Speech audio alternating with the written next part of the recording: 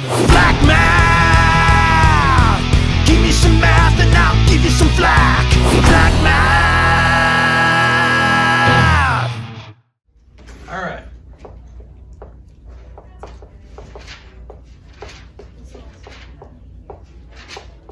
We're going to talk about inductive reasoning.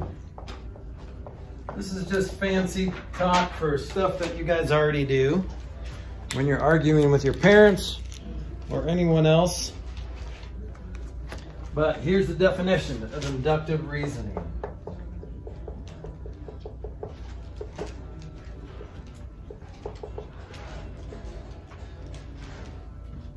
Is the process of reasoning that a rule or statement is true because several specific cases are true. Now, does that sound like a sound argument? It's true because a couple other cases were true. Well, my friend gets to stay up till 11 before he has to go nighty-night. So I should. Okay, so this is inductive reasoning. Sometimes that's your only hope for a good argument. So let's talk about what that means. So let's geometrize it. I don't think that's a verb, but you can really verb anything if you try. Okay, there's all inductive reasoning. You guys got that definition down? Do you see how, as I spell it out, it seems like a lame way to argue, doesn't it? Okay, so let's say that all of you are wearing blue shirts. According to this, I could say, well, all shirts are blue because several specific cases are true. Everyone's wearing a blue shirt, so they must only make blue shirts. Okay, that's not a very good way to argue. So let's break this down a little bit. A conjecture is a statement that is believed to be true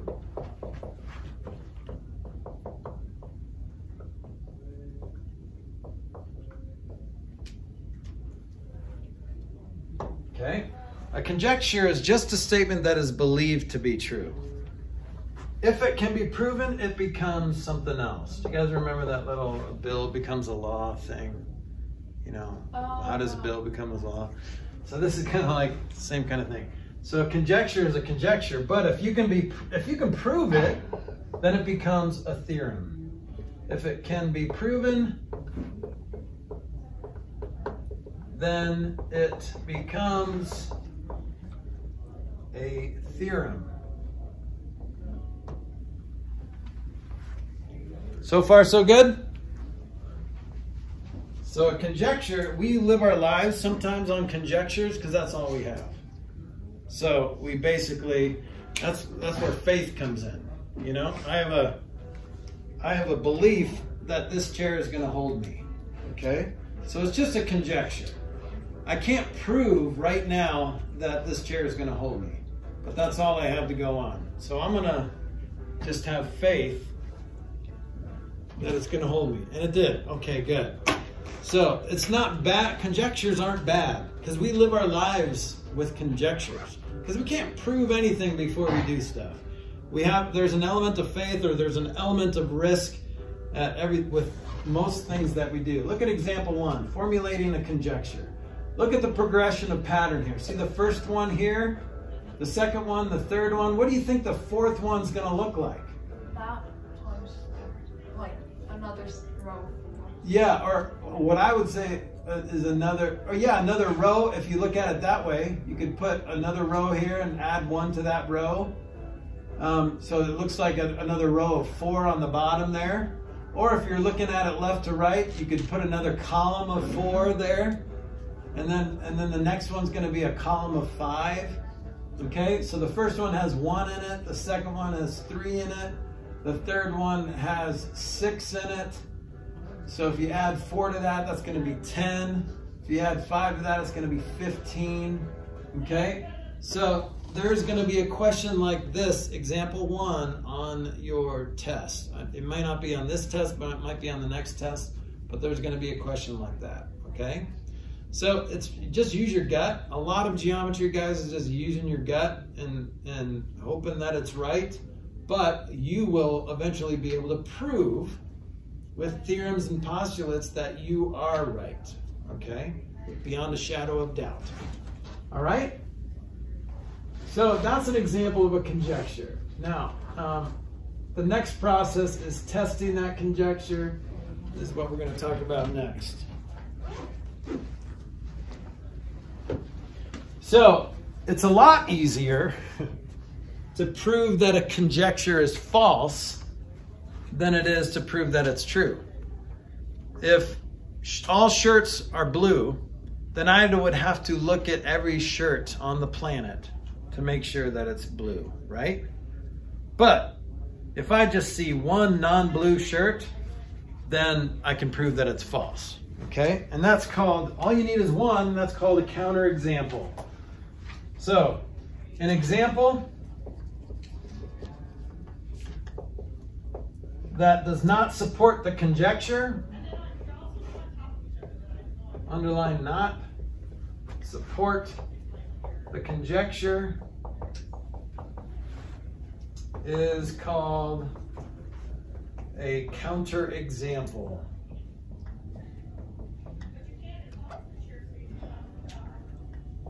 And I believe that's all one word. Yeah, all one word, counterexample. So it's not two, it's counterexample.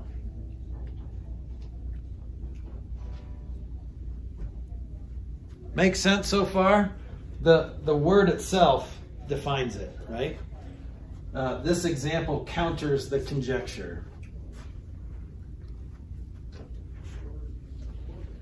All right, look at example 2. So this is where you're testing your conjecture. And like I said, it's easier sometimes to try to prove it false.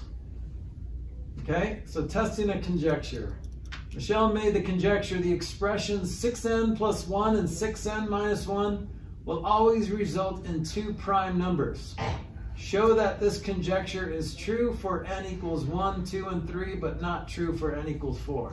So if you plug in 1 for n, you get 7 and you get 5. Well, right, 7 and 5 are both prime numbers. If you plug in 2 for n, you get 13 and 11. Okay, it works for 2.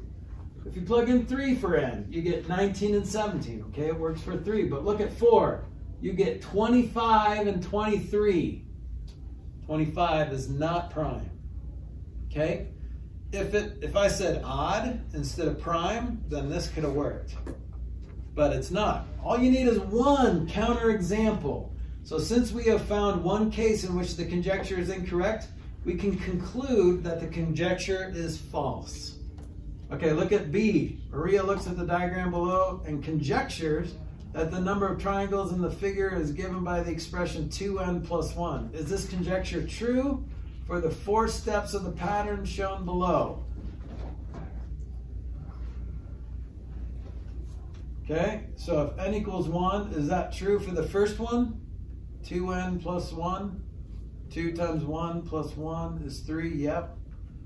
2n plus 1, that's 5, that's right. 2 times 3 plus 1 is 7.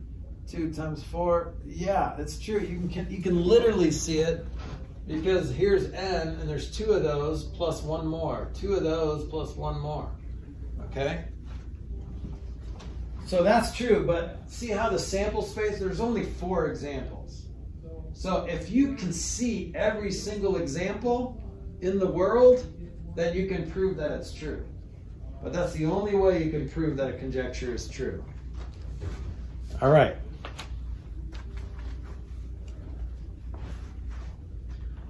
So even though conjectures are not proven, a lot of conjectures aren't proven. Scientists use conjectures to describe real world phenomena, okay? Where a lot of scientists go wrong is they say it's fact. But based on the evidence that scientists have, they can make conjectures, but you have to label them conjectures, yes. What would be the word? Would it be a supported conjecture? A supported conjecture? Yeah, instead of a true one, if all the samples that we have. If all the samples we have are true, then it's a theorem. So it becomes a theorem. So if you can prove a conjecture to be true, actually true, by looking at all the examples, then it's a theorem, okay? So if you're in this class and you're not me, then you're a geometry student, okay? So I can prove that that's true because I can prove all the examples in this class right now are true. So that's a theorem now, okay? Good question. All right, so let's look at example 3. Conjectures can be true, but many can never be proven. So we've already talked about this a little bit, but look at example 3. I think this is the one with the birds. Yeah, a researcher studying crows for several years made the observation that every crow she studied was black. Her research assistant made this conjecture: all crows are black. How can this conjecture be tested? Can it be proven? Well, if you find a crow that's not black. Right. I mean, has anyone seen every single crow on the planet? Okay, Janae has. So she's the only one who can prove this theorem. Okay, the conjecture can be tested by observing as many crows as possible. If even one crow is found that is not black, the conjecture is disproved. The only way to prove this conjecture is to observe every crow. If every crow can be studied and they are all black, then the conjecture is true. However, it is impossible to study every crow that exists, so the conjecture cannot be proven. It doesn't mean it's false. It means it's a conjecture, okay? So do you see how it's a lot easier to prove that it's false than it is to prove that it's true, okay? This is good. I like this stuff because this is stuff we always think about, but now we are going to be able to use this officially in this class, but in life. It just makes you smarter when you're arguing with people. I mean, don't say, well, everyone that I've seen has done it this way, and so that's the right way to do it. I mean, don't be gullible. Now you're smarter.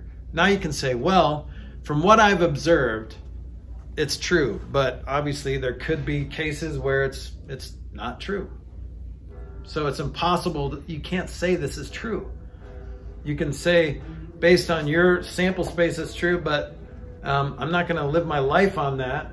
But you can choose to. And that's the cool thing, is you still have a choice in the matter. And with faith, too. Just saying, you know, I can't prove that it's true, but from what I've seen and what I've experienced, I'm going to live my life that way. And I'm going to believe it's true. Like, I've never been pulled over for going 4 miles over the speed limit. All right. Now, I'm going to choose to continue to keep it under 5 miles over the speed limit.